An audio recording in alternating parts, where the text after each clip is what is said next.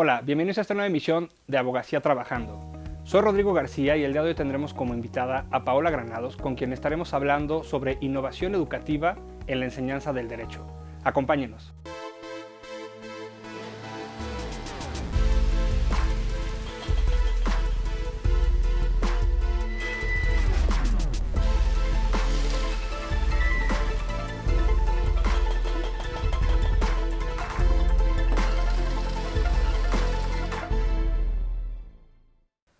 Paola es licenciada en Derecho por la Universidad Motolinía del Pedregal, grado que obtuvo con mención honorífica y reconocida por el entonces rector, el doctor Juan Ramón de la Fuente, por mejor promedio de escuelas incorporadas a la UNAM. Cuenta con un diplomado en Cultura Política y Participación Ciudadana por la UNAM. Es maestra en Gestión e Innovación Educativa por la Universidad Motolinía del Pedregal, grado que obtuvo con mención honorífica, y doctoranda en Derecho por el Centro Universitario de Estudios Jurídicos.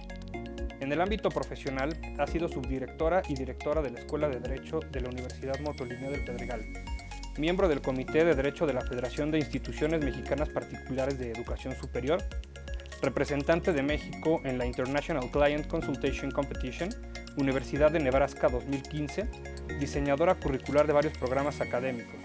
Es asesora de la Asamblea Constituyente de la Ciudad de México en la primera constitución de esta ciudad y socia directora de PTG Asesores. Ha dictado la conferencia Educación en Derechos Humanos para Juristas y No Juristas en la Comisión Nacional de Derechos Humanos. Ha impartido las materias de Ética y Derechos Humanos, Ética Profesional y Sistemas Políticos Contemporáneos. Paola, bienvenida. Muchas gracias por estar con nosotros. Y sin más preámbulo, te preguntaría, ¿cómo nace la necesidad de innovar en la enseñanza del derecho? Antes de dar inicio, quisiera agradecerte la invitación y felicitarte por tu nuevo cargo como coordinador de la Comisión de Derecho Migratorio. Muchas gracias, Pau. Gracias a ti. Lo que me estás preguntando es por qué innovar. Primero lo tomaríamos como un tema en general. Tenemos que innovar porque ya no somos como antes. Las generaciones actualmente son totalmente diferentes a las generaciones tuyas y mía. Bueno, yo creo que más o menos estamos en la misma, por ahí, pero aprendimos de una manera distinta a como ahora aprenden las nuevas generaciones.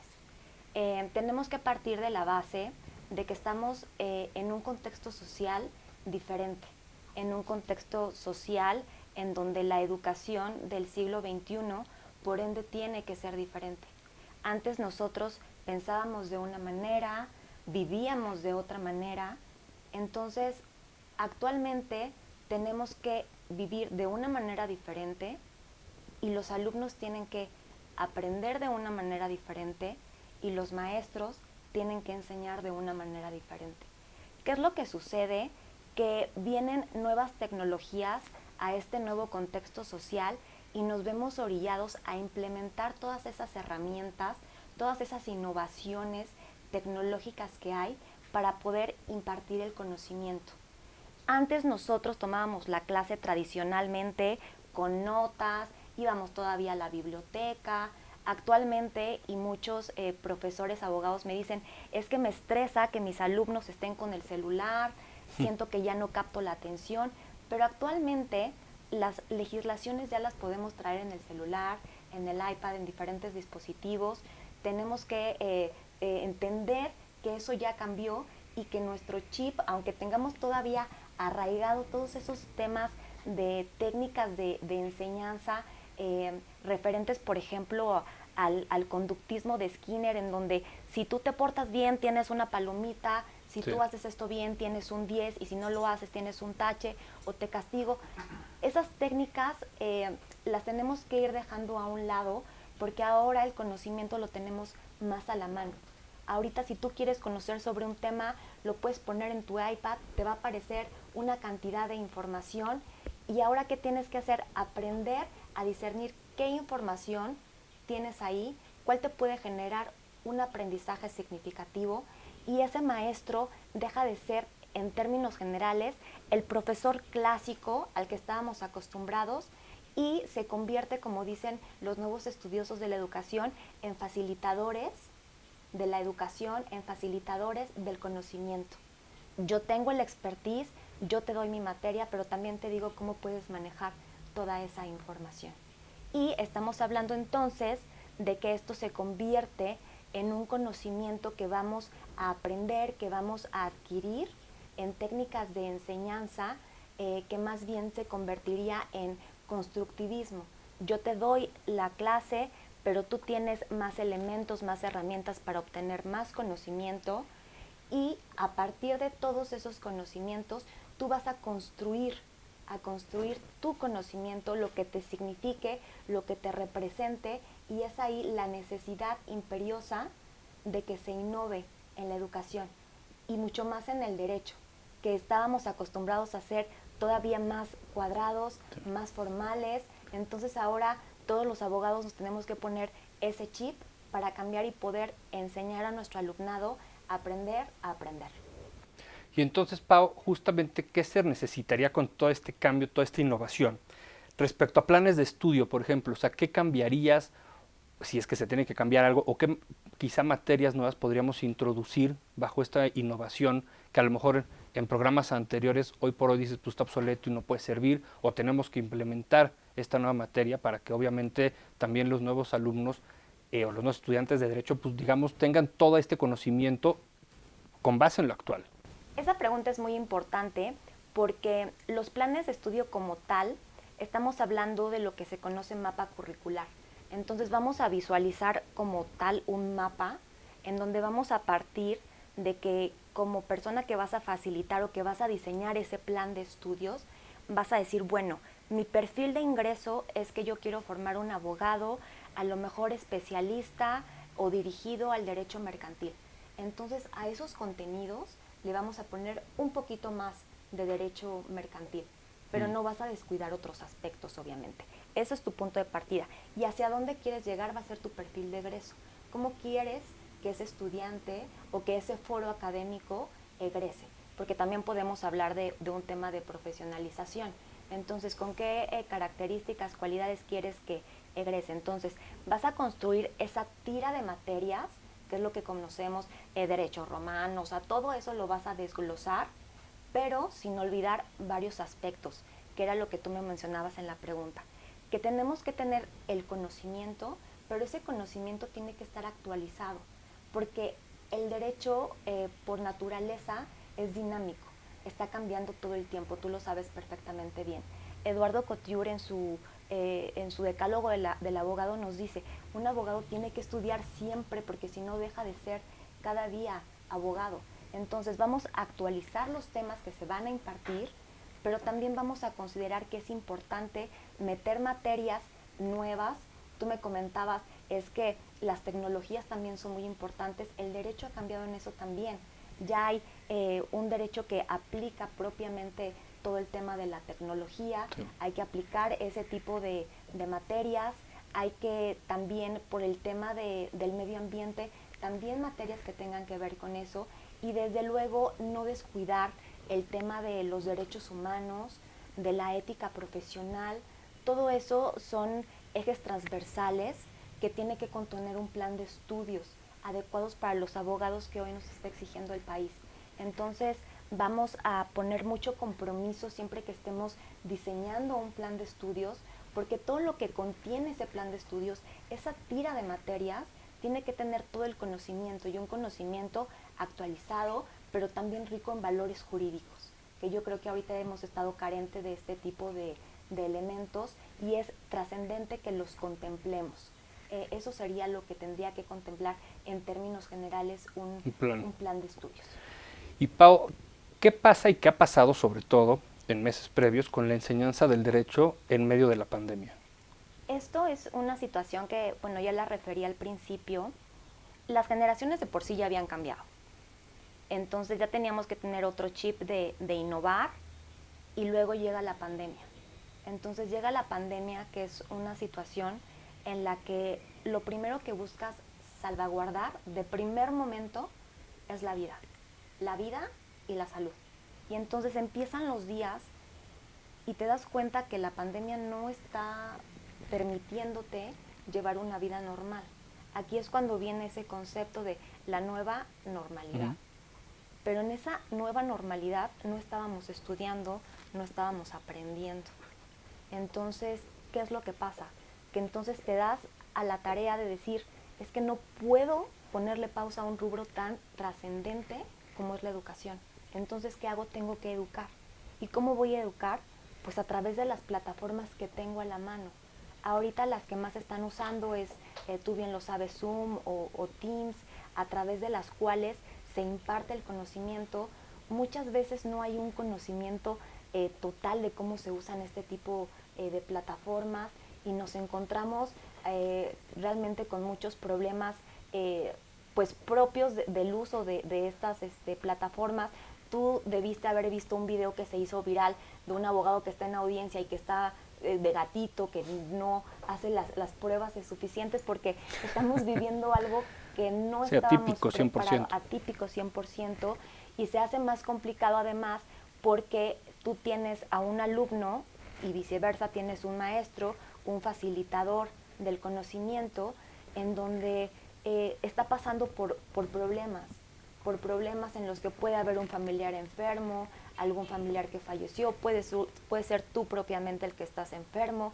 Entonces, la educación se vuelve muy complicada y eso nos invita y nos hace reflexionar de lo trascendente que es conocer, que es innovar, que es preparar para dar una clase y también resaltar que en este tiempo no solamente los doctores y todo el personal de primera línea son héroes y heroínas, también lo son los maestros, porque los maestros se están enfrentando a algo que no sabían cómo hacerlo, que no sabes cómo impartir una clase al 100% en línea y atraviesas pues todo un recorrido de sorpresas que obviamente con el tiempo se van a ir subsanando, y ahí la trascendencia de todo lo que hemos platicado hoy, de estar actualizados en el contexto, de saber que son nuevas generaciones, que estas generaciones tienen un nuevo chip, que aprenden diferente, y también tomar en consideración que ante la pandemia pues obviamente se agrava la manera de impartir clases, pero que sin embargo tenemos que seguir adelante, porque no sabemos por cuánto No, y tiempo. que además el impacto que ha tenido también, como tú le decías, Pau, en las escuelas, en las universidades, la pandemia, porque pues no es lo mismo, y yo he escuchado diferentes historias, yo en casa tengo mi mamá que es educadora, etcétera, en donde sí es un impacto fuerte, por ejemplo, el que como los niños no están en las escuelas, obviamente los papás dicen, pues es que la colegiatura y esto y demás. Entonces, es una parte que también ha impactado definitivamente, y como tú dices, los maestros se han tenido que adaptar a algo que es 100% nuevo para todos, para ellos más, con programas obviamente educativos que tenían muy acostumbrados quizá a estar todos los alumnos ahí, ya sea en una universidad, en una escuela de preparatoria, lo que sea, a un cambio 100% radical en donde además hay factores también en la casa, no solo el tema de salud, que es importantísimo, como decía, sino pues, está la familia también trabajando ahí, los niños obviamente en la escuela, entonces el que estos distractores, vamos a llamar, que no se contemplaban en el día a día para los estudiantes o para los papás en las oficinas, sin duda tenía un impacto. Sobre eso entonces, Pau, yo te diría, ¿qué tendría que hacer o cómo tendría que ser un estudiante de derecho en la actualidad, digamos, para mantenerse, punto número uno, actualizado y ser bueno? Referente a esta pregunta, ¿qué es lo que tiene que hacer un alumno? Primero que nada, y ya lo tratamos en la parte del perfil de ingreso, tener la conciencia de que está estudiando una carrera Sí. que necesita mucho compromiso. Mucho compromiso, los valores jurídicos que tutela el derecho son extremadamente importantes. Es la vida, es el patrimonio, es la salud, son derechos humanos, la educación. Tienes que estar consciente que estás estudiando una carrera que no te permite distraerte, que no te permite no estar comprometido. Entonces, cuando tú vas a clase, pues realmente vas a clase. Entonces, estás en una pantalla en donde muchas veces entras, o por ejemplo yo que me estoy actualizando, de repente veo que toda la pantalla está en negro porque nadie prende su Cámara. cámara. Ujú. Eso es una falta de respeto para tu Sí. profesor, Una pinta virtual, digamos. para tu facilitador, exactamente, porque ¿qué significa eso de estarle hablando a una pantalla y tú no sabes si tu alumno está desayunando, si está en la fiesta? No lo sabes, no lo sabes. Si estás hablando al aire, sin tener un contacto. Cuando tú vas a la universidad o cuando tú tomas un curso o cuando tú tomas una conferencia, no vas, dejas un cartón y te vas. No, tú estás presente. Entonces, tienes que estar presente. Como alumno tienes que estar presente, tienes que vestirte como si fueras a la universidad. O sea, también ya ha pasado mucho de que están en pijama, que no traen nada. Entonces, todo ese tipo de cosas hay que ser conscientes. Ya es nuestra nueva normalidad. Entonces, no podemos dejar de vivir, ni de educar, ni de formarnos. Estamos formándonos como abogados, entonces vamos a comportarnos como abogados. Vamos a asistir a la escuela con toda la atención, con todo el material, respetar al profesor, no estar usando los chats que tienen propiamente las plataformas o los temas de WhatsApp en donde estás en clase y no pones atención. No, tienes que hacerlo como si estuvieras en clase. Tienes que hacer tu tarea, tienes que estar totalmente comprometido con tu profesión, mostrando respeto a tu profesor, a tus compañeros, y en el tiempo que te queda después de la materia, que obviamente se reducen los trayectos porque no existen, en ese tiempo tienes que aprovechar para usar todas esas herramientas que tenemos tecnológicas para complementar tu conocimiento. Y ahí viene el constructivismo. Yo ya tomé clase, mi maestro ya me compartió un material y ahora tengo tiempo, pues puedo buscar más bibliografía, puedo buscar algún reportaje que lo nutra, puedo buscar una jurisprudencia, puedo ver en las noticias a lo mejor que esto se aplica a mi clase. El alumno tiene mucha responsabilidad y tiene que estar consciente de que no está de vacaciones, de que es la nueva manera de aprender y que tienes que ser responsable al haber decidido tomar una carrera tan importante como es la del derecho. Sí, el compromiso tiene que estar sin duda, porque lo que digo, aparte de ahí dependerá también tu futuro, entonces es sumamente importante el que tú como alumno también estés enfocado y realmente, aunque es una clase virtual, sea serio el tema. Te cambio entonces ahora la pregunta, o el opuesto, ¿cómo debe ser un buen maestro, un buen docente de derecho hoy en día? Pues como lo comentábamos, los maestros lo han sufrido bastante, tú hacías referencia a lo de tu mami, lo han sufrido bastante porque si estabas antes en clase presencial, como era antes, y no podías llamar la atención de tus alumnos, pues ahora estando a distancia, pues es mucho más complicado. Entonces lo que yo recomendaría a los docentes es que más que nunca saquen sus planes de estudio, la materia que te toca impartir y hacer un cronograma exhaustivo de cuál es el objetivo general de tu materia, cuál es el objetivo particular de esa clase que estás impartiendo ese día, dividirla en tiempos, dar actividades, actividades en horas clase, que es estar en la pantalla, y a distancia, que es estar sin el profesor al frente, o sea, en las tareas, y que tengas ese compromiso como profesor también de donar un tiempo extra, porque lo que sucede es que también surgen muchas dudas, muchos alumnos sienten que tampoco están aprendiendo al 100%, entonces se quedan con una cantidad de dudas impresionantes, y aquí es donde el maestro tiene que entrar con esa nobleza que distingue a los maestros, de ceder un poco más de tu tiempo para que puedas subsanar las dudas, para que puedas orientarlos, para que puedas decir, aquí te estás equivocando, te puedo ayudar con esto si te está fallando alguna situación, y esa es la gran responsabilidad que tendrían Los maestros. los maestros. Y quería comentar y también felicitar a la barra, porque se ha dado a la tarea de seguir muy puntualmente todo lo que yo he comentado en esta conversación. ¿Por qué? Porque a través de sus distintas comisiones no ha dejado de actualizar a su foro. Entonces, ha hecho todo. Ha dicho, ok, ya estamos en pandemia, pero tengo que seguir actualizando. Entonces, a través de mis diferentes comisiones, voy a profesionalizar en cada rama, o sea, voy a especializar a cada uno a través de estas comisiones que trabajan de una manera tan comprometida.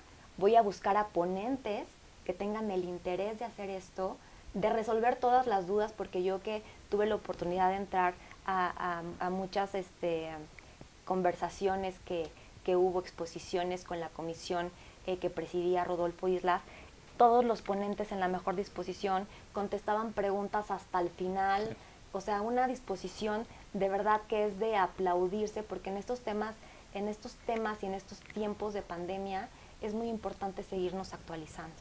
Entonces, la barra ha hecho un trabajo extraordinario en la planeación curricular, de especialización, de no darle un stop a todo este tema de la formación académica, y también invitarlos a que le pidamos a nuestro foro que prenda sus cámaras para que estén ahí verdaderamente presentes. Sí, concuerdo plenamente en ese punto, Pau. La verdad es que la barra, con la educación jurídica continua que le denominan, ha hecho una labor, todas las comisiones, como tú dices, la propia barra, a través de estos medios también nuevos, en donde poco a poco la intención es seguir, pues sí, educando, por así llamarlo, y compartiendo esta experiencia de profesionales en el derecho, a pesar de estar en una pandemia y que entonces tienes la facilidad de conectarte vía un Webex, un Zoom, para poder escuchar aparte a un juez, un magistrado, a un presidente no sé, de la corte, lo que sea, porque sí son ponencias de verdad de primer nivel. Las de Rodolfo en la Comisión de Penal eran, concuerdo contigo, de altísimo nivel De y altísimo nivel. concurridas, una comisión aparte sumamente taquillera, siempre lo ha sido por la materia. Y un poco entonces con esto, Pau, justamente qué cualidades tú ves que debe tener un abogado el día de hoy para trascender en el quehacer jurídico. Porque no todos están tampoco dispuestos a permanecer en esta educación jurídica continua, para ser Claro. honestos. Entonces, ¿qué cualidades debe tener hoy en día un abogado?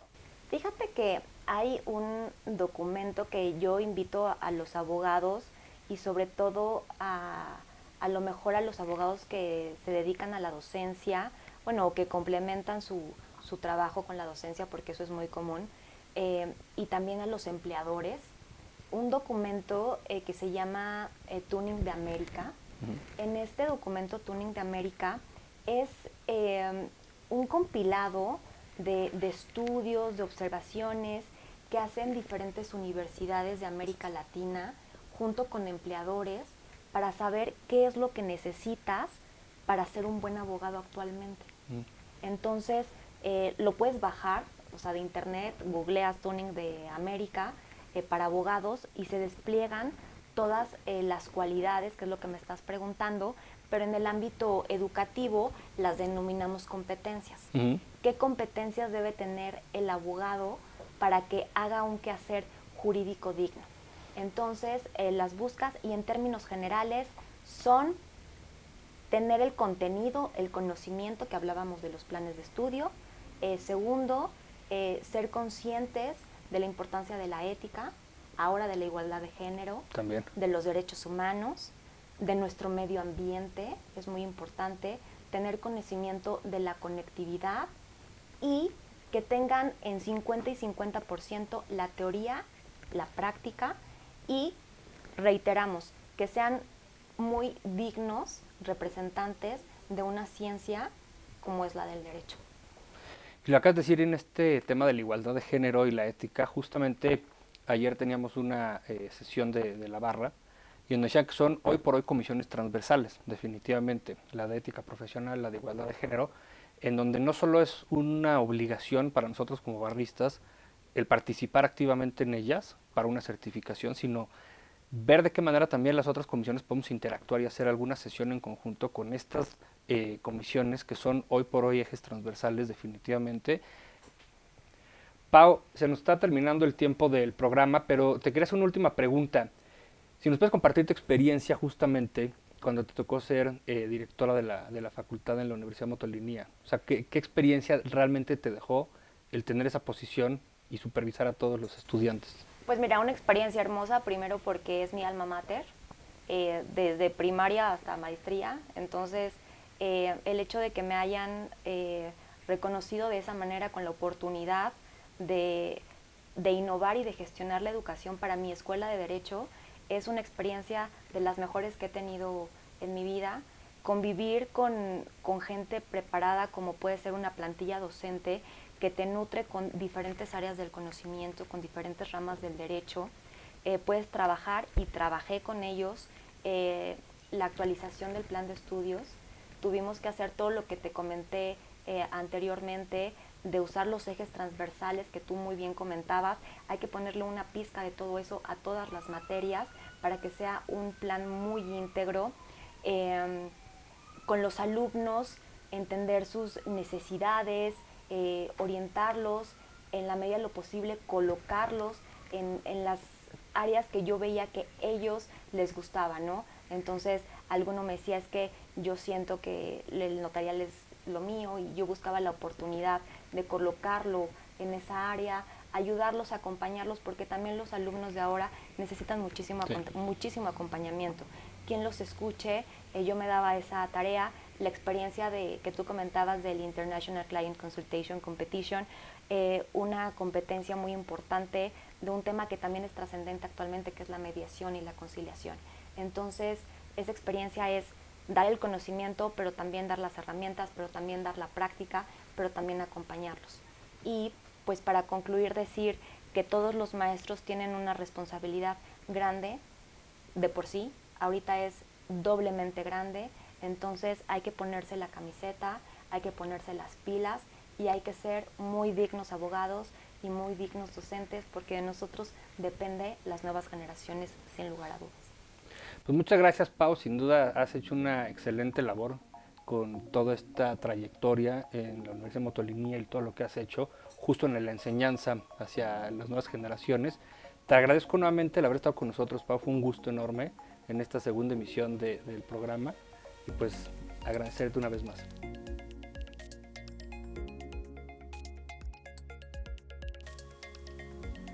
Pues la verdad, como acabamos de escuchar con Paola y de revisar con ella en esta charla, es un tema que definitivamente tenemos que revisar y desde los colegios incluso ver de qué manera llegar a las universidades para, por supuesto, ir actualizando estos programas, estos planes de estudio que definitivamente, y lo decía Paola muy bien en la charla que tuvimos, se tienen que ir actualizando. No es lo mismo el estudiante de hace 20, 30 años que el estudiante actual, menos hoy en medio de una pandemia. La verdad es que es algo que definitivamente tendríamos que, como colegio, tratar de dar impulso con nuestra nueva presidenta para ver si de algún modo podemos hacer un push en diferentes universidades. Muchas gracias por habernos acompañado nuevamente. Recuerden seguirnos en redes sociales, en Twitter, en YouTube. Soy Rodrigo García, los espero en la siguiente emisión. Acompáñenos.